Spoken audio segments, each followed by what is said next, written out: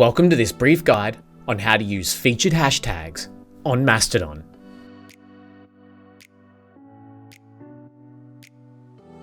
As more and more people have begun joining Mastodon, one of the things I get asked about a lot is how do I let people know about the things in my personality that I like to talk about. So today I'm going to show you how to use featured hashtags. So here you can see my profile on Mastodon, and I've been noticing a lot of people have been adding in their hashtags that they like to talk about into their bio.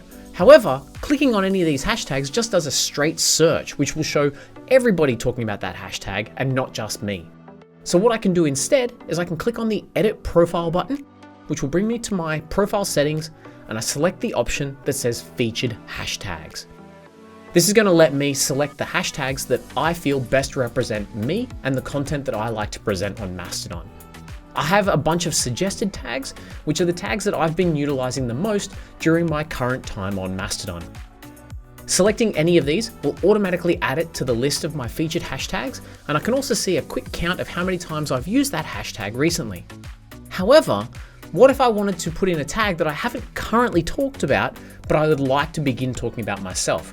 I can actually manually type in any custom tags that I would like. In this case, I'm going to put in mechanical keyboards, and I can select Add New to add that to the list as well. Now I can see all of my featured hashtags here, and if I need to delete any of them, I can do so. I can also see from here exactly when was the last time I used each of those tags.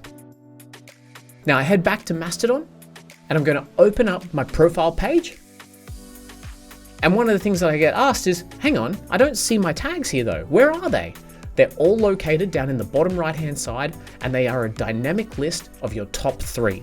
So even though I selected 5 or 6, I will see the most common ones that I utilize, as well as a count.